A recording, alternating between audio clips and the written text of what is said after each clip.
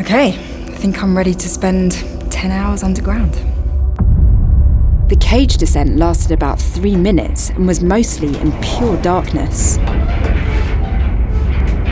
Eventually, we arrived to a maze of tunnels that, placed end to end, would stretch from Toronto to Vancouver. Here we are! Woo!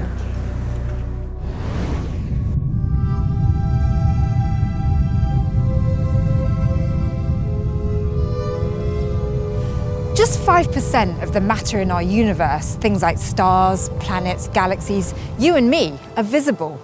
The rest, the other 95%, is invisible. But it's been called dark matter and dark energy.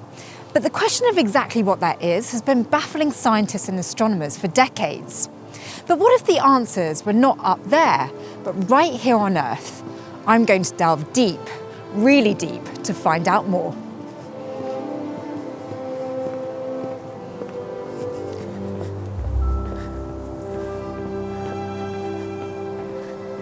Joe, Hello. Great to meet you. Lovely to meet you too. So tell me, what is dark matter? That's a great question. And I think to answer it, we probably have to go right back to the beginnings of why we think dark matter existed. Back in the 1930s, a physicist called Fritz Zwicky was making measurements of the coma cluster of galaxies. And so at this point, he coined the idea of dark matter. Then in the 1970s, Vera Rubin came along and she measured the velocities of individual stars within a galaxy and saw that their behaviour couldn't be explained purely by general relativity or our theory of gravitation. And so from that, we started to think there may be some new matter or something else going on that we don't yet understand. So ordinary matter, you and I, stars and planets, only make up about 5% of our universe, which seems crazy because that's everything that we know. 25% of our universe is dark matter, and a full 70% is dark energy. And I like to think of it as that dark matter is responsible for the attractions, the extra gravity that we see in our universe, the thing that holds our galaxies together and allows our universe to exist in the form that it exists. And dark energy is essentially like a repulsive force. It's the reason why we're not going to have the universe collapse back down into a big crunch. What we don't know, though, is what type of matter dark matter is, what it interacts with. We only know that it interacts via gravity. Scientists estimate that the amount of dark matter in a container the size of the Earth is approximately 600 grams. That's about the size of a small bag of sugar. Finding these rare particles is much more difficult because of the other particles that surround them. So this is my dark matter laboratory.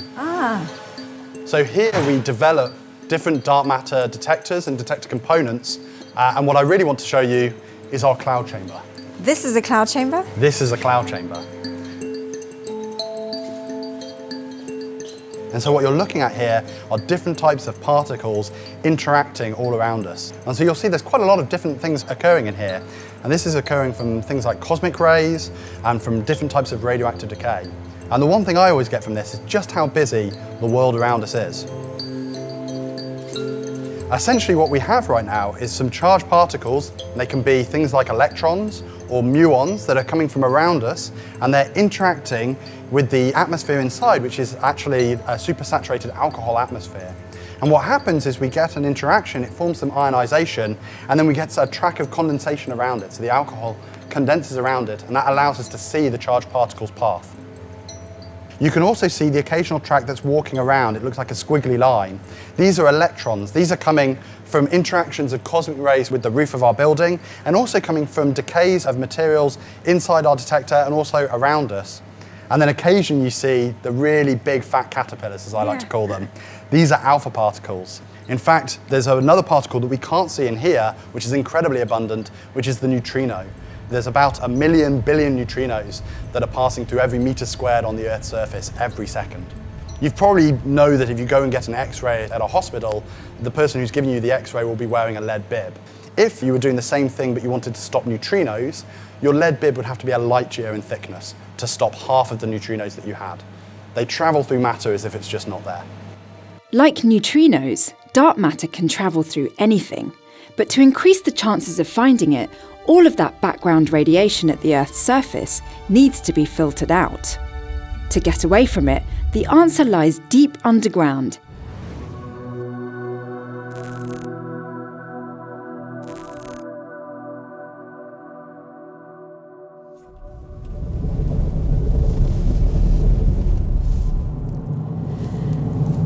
It's about 4 in the morning right now, and we're on the way to Creighton Mine, and that's where SNOLAB is, this dark matter facility which is 2 kilometres underground, and we're going to be taking a cage lift with the miners that also share this area and travelling down 2 kilometres underground. The concept right now is a little bit unsettling, but we'll see.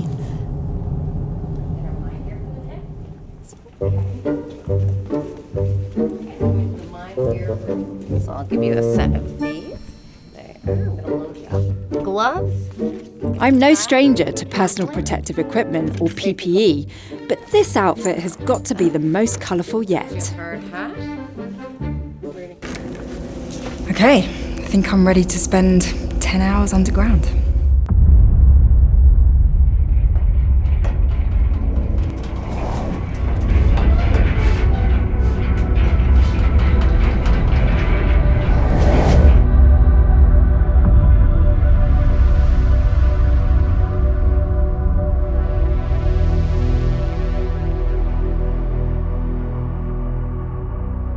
The cage descent lasted about 3 minutes and was mostly in pure darkness. Eventually, we arrived to a maze of tunnels that place end to end would stretch from Toronto to Vancouver. Here we are! Woo!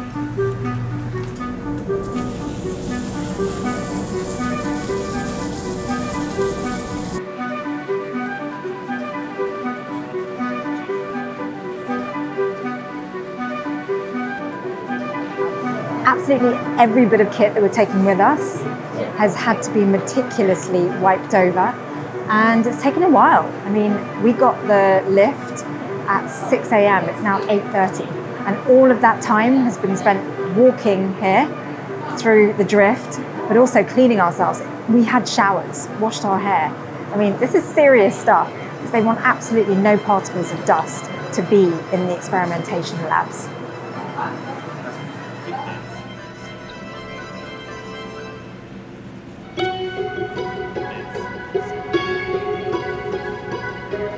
Now that we're completely dust-free, we make our way around 5,000 metres squared of clean room space. Dr. Stephanie Langrock guides me towards SNOLAB's main dark matter detector, Deep 3600. So the Deep 3600 experiment is sitting down here. This is amazing! There you go. This is where we do science. Wow! I thought we were deep, but it goes even deeper. Deep 3600 is an ultra-sensitive dark matter detector. It's the only one of its kind in the world, consisting of a huge water tank housing a submerged sphere made from 2-inch thick acrylic. The sphere was built to contain 3,600 kilograms of liquid argon held close to minus 180 degrees Celsius. Why choose argon? Because it has very nice properties with regards to recoiling of particles. So essentially what we're trying to do is we try to see dark matter particles by them bouncing off one of the argon molecules. We're going to imagine that this white ball here is our dark matter particle. So let's imagine that we can't see that white ball. What we can see, though, are ordinary atoms on the Earth. And that's represented by all the balls down at the bottom of the table.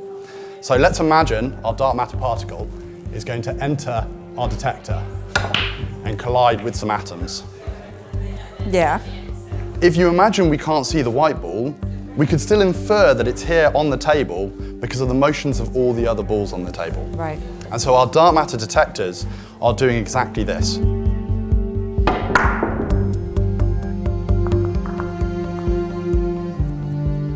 In a Deep 3600, the dark matter detector is made up of argon atoms.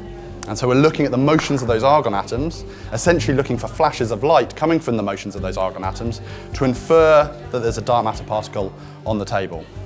And the skill in the dark matter experiment is to be able to distinguish between those things that are coming from ordinary matter, typically radioactive decays, and those that are coming from dark matter interactions. One of the main reasons for using argon is that dark matter particles aren't the only snooker balls that are bouncing off the other colored snooker balls. We have other snooker balls coming in that are kind of trying to skew our result. They're trying to mess up your experiments. Yeah, exactly. So this is what we call backgrounds. A nice property of argon is actually that particles like gammas and electrons coming from beta decays give us a different signature when they're hitting the argon snooker balls to a dark matter particle. Events, flashes of light, signals, signatures, these are all ways of describing the interaction of background radiation with argon. So despite the dark matter detector being deep underground and having multiple layers of protective shielding, thousands of background events are happening every second, all of which are carefully recorded and analysed. So this is live? Yes. Wow. So the sphere is essentially the big vessel with the argon in it. That looks very colourful. What are the colours representing? So every time you see one of them light up, it means they detected something. The redder the light is in this particular picture, the more energy was deposited. So which colour corresponds to dark matter? There is no specific color. The only thing that might tell me is this plot up here, if the dark matter particles would be far higher up in the plot. Oh wow. So this is the plot that could actually significantly change should you find dark matter. Yeah. Exciting. 3,000 events happen every second. That's about 90 billion a year. What they're still waiting to see amongst this constant stream of data points is a much shorter flash of light, which will indicate that they found dark matter. And if they ever do, it will reveal itself much higher up on this graph. Finding dark matter is already hard enough, but scientists aren't really sure what they're looking for. The theory is that dark matter is formed of some as of yet undiscovered particle that only interacts through gravity. Deep 3600 is not the only experiment going on at SNOLAB. The facility is primarily focused on subatomic and astroparticle physics and includes 3 that are specifically searching for dark matter. And the facility as a whole is expanding to accommodate the next generation of dark matter detectors. On the left side, the seismic platform, which is here, is going to receive NewsG, which is a new detector also for dark matter, but this time using gas inside instead of liquid argon. So the idea being for NEWS to look at dark matter of lighter mass than deep, for instance. And the idea, again, when you kick snooker balls together, if one is not a snooker ball but a ping pong ball, you will have a hard time moving the snooker ball. So in that case, you decrease the mass of your target in order to have the best signal possible.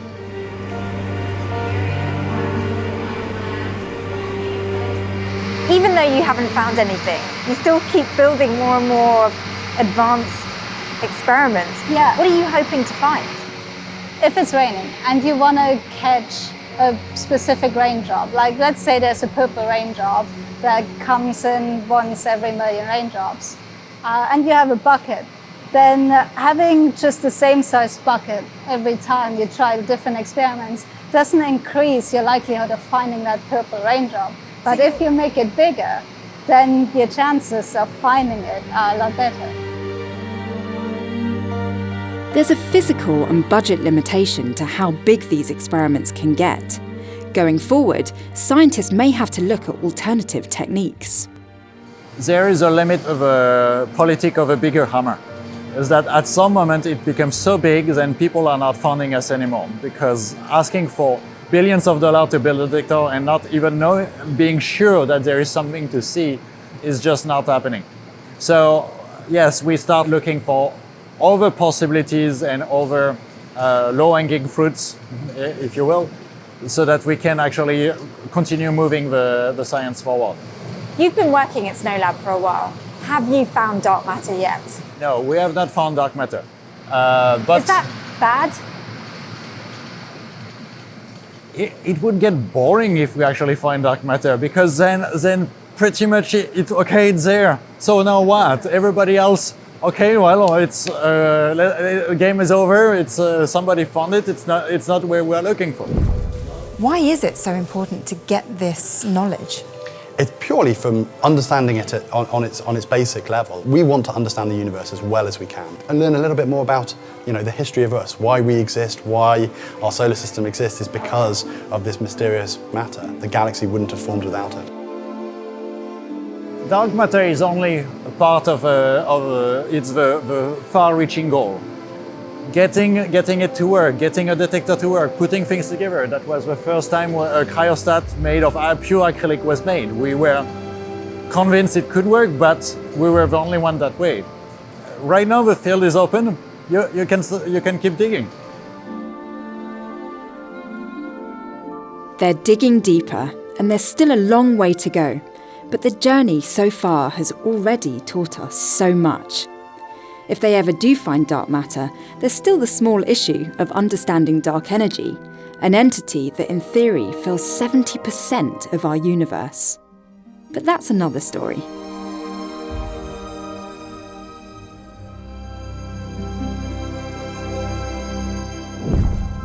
Wow, so much science in that one. If you loved what you saw, then don't forget to like, comment and subscribe by hitting the bell button below. Thanks for watching.